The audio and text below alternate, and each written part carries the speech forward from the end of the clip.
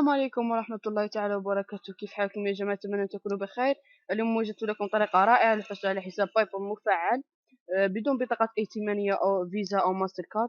الكثير منا يعاني من هذه المشكلة لعدم الحصول على بطاقة على حساب مفعل، لأن يعمل في مواقع ربحية أو يريد استقبال أموال أو شيء من هذا القبيل، لكن ليس حسابه مفعل. وجدت طريقة رائعة، لكن المشكلة لا يمكنك سحب أموال، مثلا سحب أموال من بنك بين يديك، فقط يمكنك سحبه من مواقع إرسالها أو شراء من الإنترنت.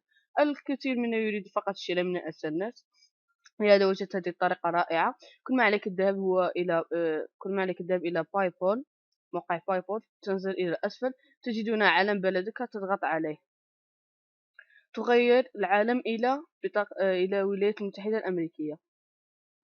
هنا تضغط هنا،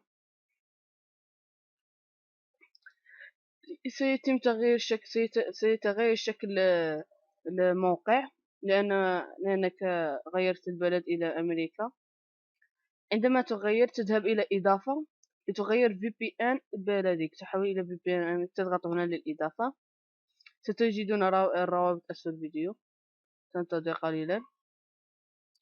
عندما يتم الإضافة تنزل هذه،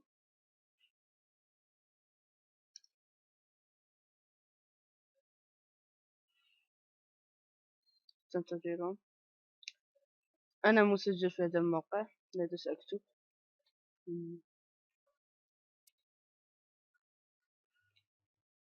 تسجل في هذا الموقع. أنا مسجل من قبل، لهذا سأفتح فقط حسابي. ثم تضغط هنا، تنتظر، تنزل إلى أسفل، تضغط هنا على الولايات المتحدة الأمريكية. عندما ينتهي تنسى هذه، تضغط على هنا على التسجيل من جديد، ثم تختار بيزنس، أكاونت بيزنس، لفتح متجر أمريكي أو شيء من هذا القبيل. المهم لا تختار هنا بارسونال، فقط بيزنس، ثم نيكست. هنا عن طريق دفع شهريا $30 أو مجانا، بالتأكيد سنختار المجاني. تضع بريدك الإلكتروني، من الأفضل أن تضعون بريد وهمي.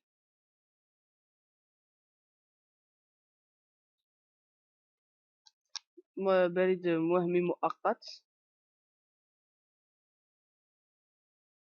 ستجدون كل الروابط أسفل الفيديو إن شاء الله.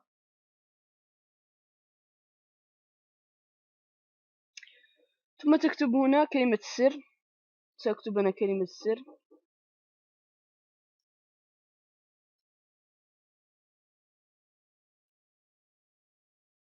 هنا الاسم الأول،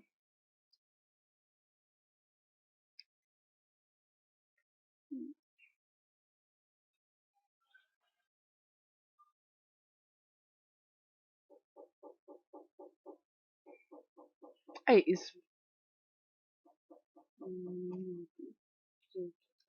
هنا أي اسم. هنا تكتب أي رقم أمريكي، مثلا 559 هنا تكتب أدرس، أي أدرس، يمكن حتى كتابة أدرس بلدك، حيك. هنا السيتي.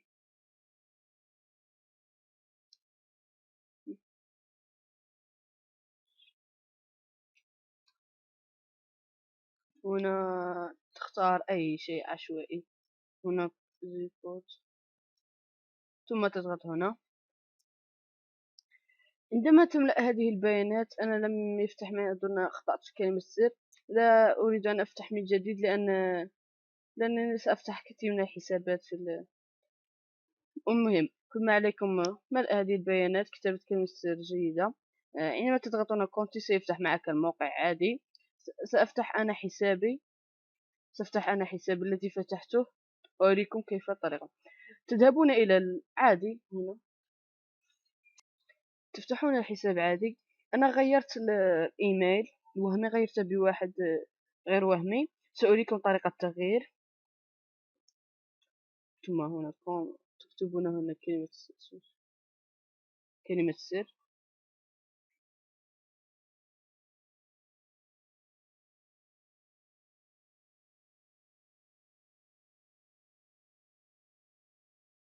هذا موقع للحصول على بعض البيانات، بيانات شخص أمريكي لا يحتاج. سيفتح معك هكذا الموقع، إنه سهل للغاية. كل ما عليكم سوى الذهاب إلى هنا ثم هنا.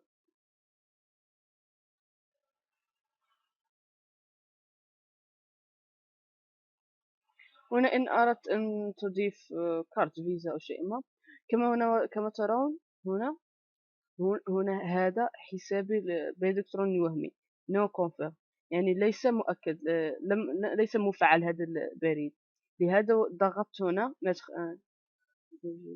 ثم تضغط هنا اثنان. أحذف هذا، أحذف، لا يمكن حذفه. سأترك هذا وهذا.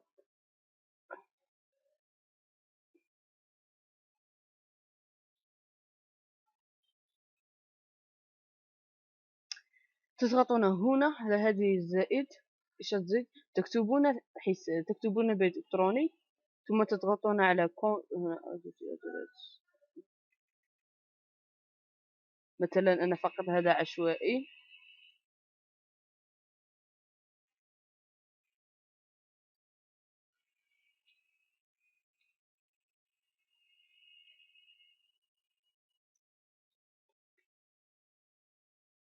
مثلا تم الحذف.